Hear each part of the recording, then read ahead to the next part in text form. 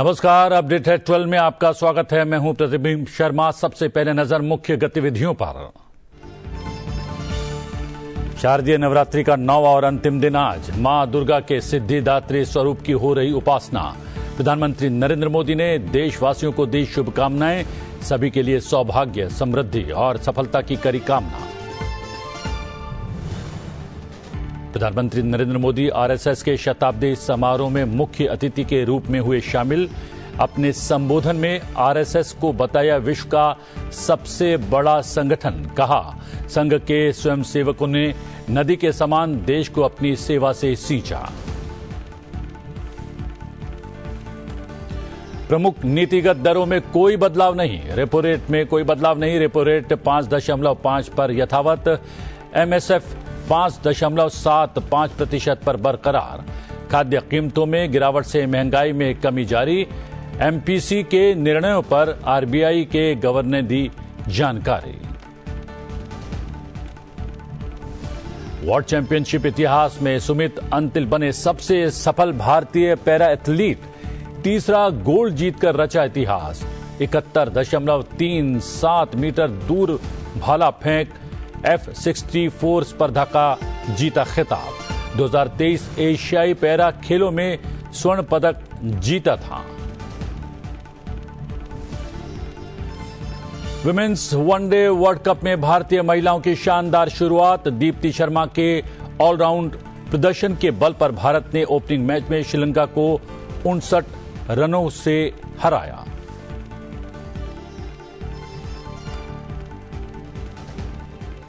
शारदीय नवरात्रि का आज 9वां और अंतिम दिन है। आज के दिन मां दुर्गा के सिद्धिदात्री माता स्वरूप की पूजा की जाती है। इस दिन महानवमी और दुर्गा नवमी के नाम से भी इस दिन को जाना जाता है। नवरात्रि के अंतिम दिन देवी के 9वें स्वरूप मां सिद्धिदात्री की पूजा की जाती है। जैसा कि नाम से ही स्पष्ट है, सिद्धियों को देने वाली मां सिद्धिदात्री देवी का ये 9वां स्वरूप कार्य सिद्धि और मोक्ष दिलाने वाला है। यही कारण है कि माता को मां सिद्धिदात्री कहा जाता है। इनकी विधि विधान से पूजा और आरती करने से साधक को जीवन के दुखों से छुटकारा मिल सकता है, साथ ही मोक्ष की प्राप्ति भी हो सकती है। पौराणिक कथाओं के मुताबिक अणिमा, प्राप्ति, प्राकम्य, महिमा, गरिमा, लगिमा, वशित्व और इशित्व से ये मां की 8 सिद्धियां हैं, जो कि मां सिद्धिदात्री की पूजा से आसानी से हासिल की जा सकती हैं। जो भक्त नवरात्रि में 9 दिन का व्रत रखता है, पूजा अर्चना और अंतिम दिन कन्या पूजन करना, उसे मां की विशेष कृपा प्राप्त होती है। साथ ही सभी बिगड़े काम भी बनने लगते हैं। प्रधानमंत्री नरेंद्र मोदी ने महानवमी के पर्व पर देशवासियों को शुभकामनाएं दी हैं। उन्होंने इस अवसर पर सभी के लिए देवी मां से सौभाग्य, समृद्धि और सफलता की कामना की है।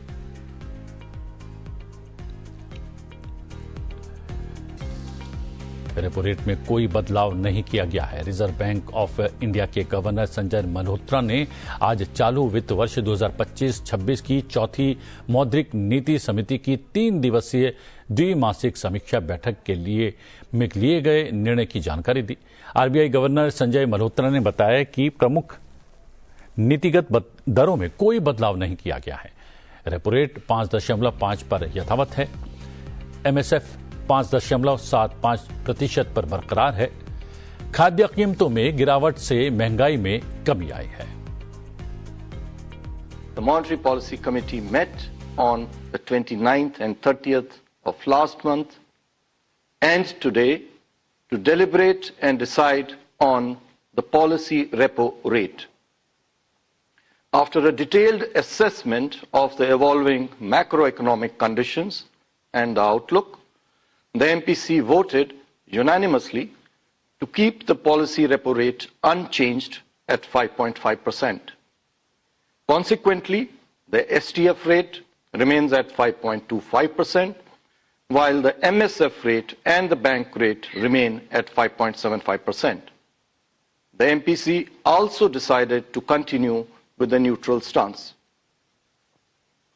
I shall now briefly set out the rationale for these decisions. the MPC observed that the overall inflation outlook has turned even more benign in the last few months due to a sharp decline in food prices and the rationalization of GST rates. The average headline inflation for this year has been consequently revised lower from 3.7%, which was projected in June, 3.1% in August, to now 2.6%. Headline inflation for Q4 this year and Q1 next year too have been revised downwards and are broadly aligned with the target despite unfavorable base effects.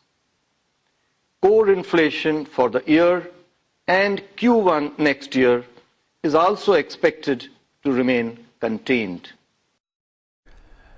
प्रधानमंत्री नरेंद्र मोदी राष्ट्रीय स्वयंसेवक संघ के शताब्दी वर्ष समारोह में मुख्य अतिथि के रूप में शामिल हुए। ये कार्यक्रम दिल्ली के अंबेडकर अंतर्राष्ट्रीय केंद्र में आयोजित किया गया। इस अवसर पर प्रधानमंत्री नरेंद्र मोदी ने एक विशेष डाक टिकट और स्मारक सिक्का भी जारी किया। प्रधानमंत्री नरेंद्र मोदी ने इस दौरान उपस्थित लोगों को संबोधित करते हुए राष्ट्रीय स्वयंसेवक संघ को दुनिया का सबसे बड़ा स्वयंसेवी संगठन बताया। प्रधानमंत्री ने कहा कि उनके भीतर समाज सेवा की भावना संघ से ही आई है। संघ एक नदी के समान है जो लगातार अनवरत आगे बढ़ता हुआ देश की सेवा कर रहा है।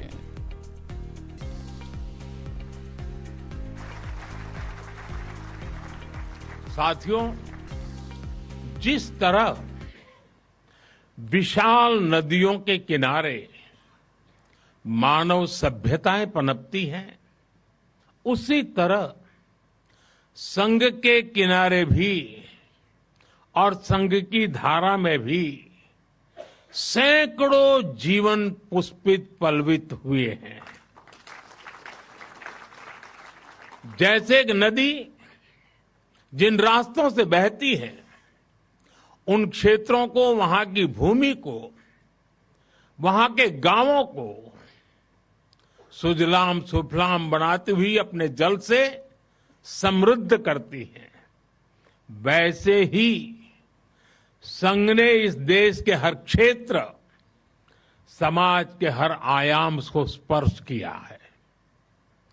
यह अविरल तप का फल है, यह राष्ट्र प्रवाह प्रबल है। साथियों, जिस तरह एक नदी कई धाराओं में खुद को प्रकट करती है, हर धारा अलग अलग क्षेत्र को पोषित करती है, संघ की यात्रा भी ऐसी ही है। संघ के अलग अलग संगठन भी जीवन के हर पक्ष से जुड़कर राष्ट्र की सेवा करते हैं। शिक्षा हो, कृषि हो, समाज कल्याण हो, आदिवासी कल्याण हो, महिला सशक्तिकरण हो, कला और विज्ञान का क्षेत्र हो, हमारा श्रमिक भाई बहन हो, समाज जीवन के ऐसे कई क्षेत्रों में संघ निरंतर कार्य कर रहा है। और इस यात्रा की भी एक विशेषता रही है। संघ की एक धारा अनेक धारा तो बनी, मल्टीप्लाई तो होती गई, लेकिन उनमें कभी विरोधाभास पैदा नहीं हुआ, डिवीजन नहीं हुआ, क्योंकि हर धारा का, विविध क्षेत्र में काम करने वाले हर संगठन का उद्देश्य एक ही है, भाव एक ही है, राष्ट्र प्रथम। लोकसभा अध्यक्ष ओम बिरला ने आज उपराष्ट्रपति एवं राज्यसभा के सभापति सीपी राधाकृष्णन से मुलाकात की। लोकसभा अध्यक्ष ओम बिरला ने उपराष्ट्रपति एन्क्लेव में उपराष्ट्रपति एवं राज्यसभा के सभापति सीपी राधाकृष्णन से औपचारिक मुलाकात की। इस दौरान लोकसभा अध्यक्ष ने उपराष्ट्रपति को पुष्प गुच्छ भेंट किया।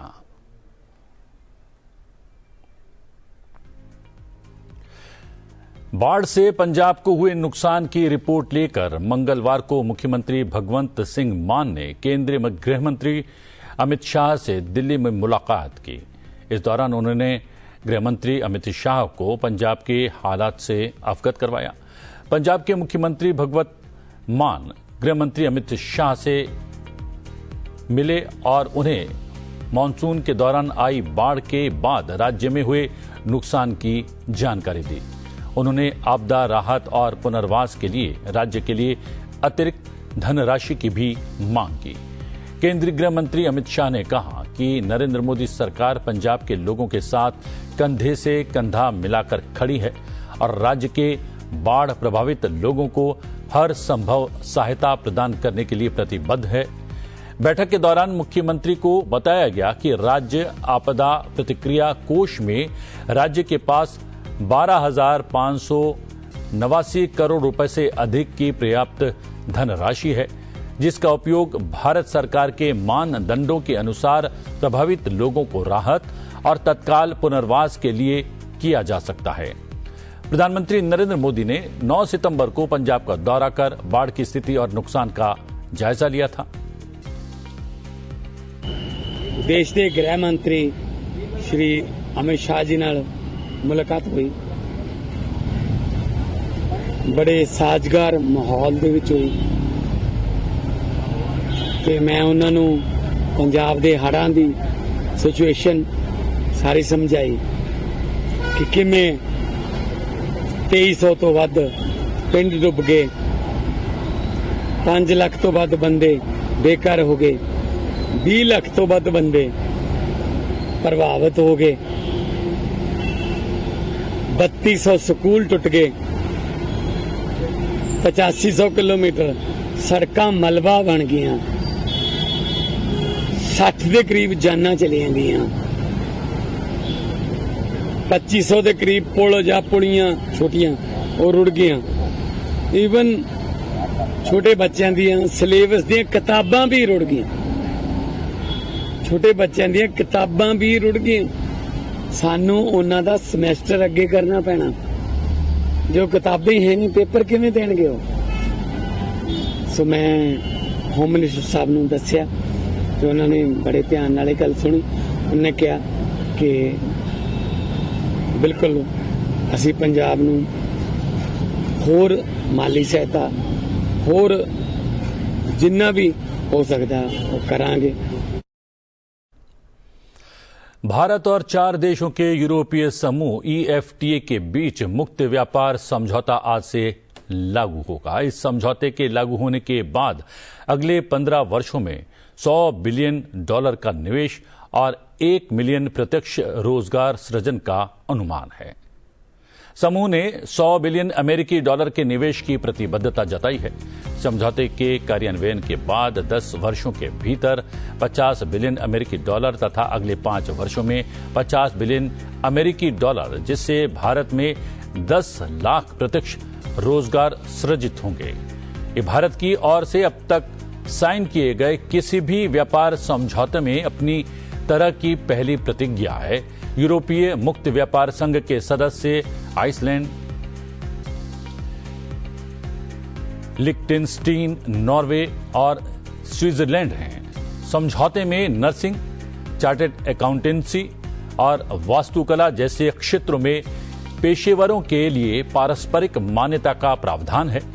घरेलू ग्राहकों को उच्च गुणवत्ता वाले स्विस उत्पाद जैसे घड़ियां, चॉकलेट, बिस्किट और घड़ियां और कम कीमत पर उपलब्ध होंगी। भारत व्यापार समझौते के तहत इन वस्तुओं पर सीमा शुल्क को 10 वर्षों में चरणबद्ध तरीके से समाप्त कर देगा।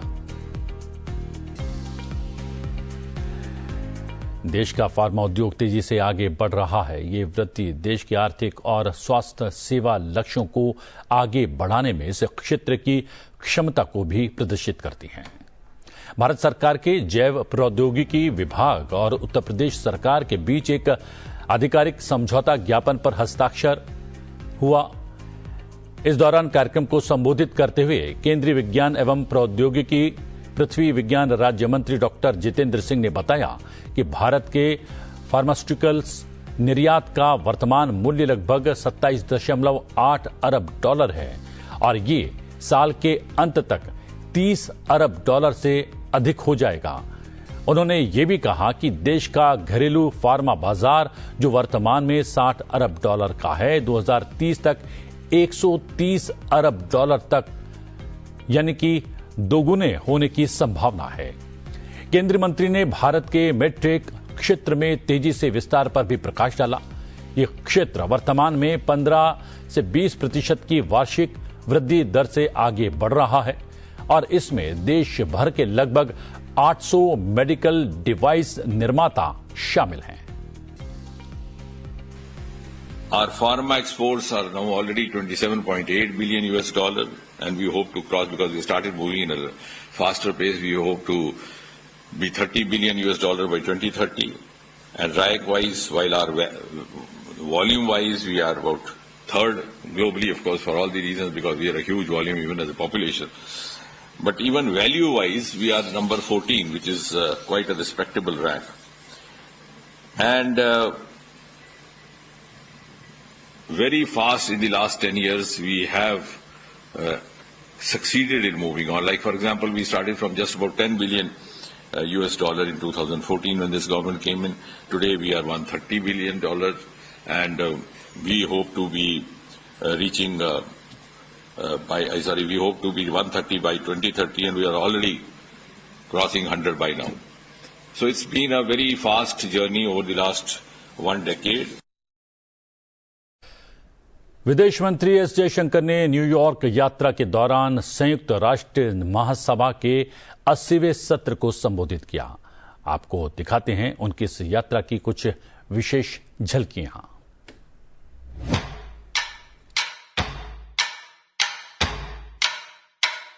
Every member who can make this world a better place must have the opportunity to do their utmost. And for that to happen, reformed multilateralism is the obvious way. The 9th decade of the UN must be one of leadership and hope. Bharat will do its fair share and more.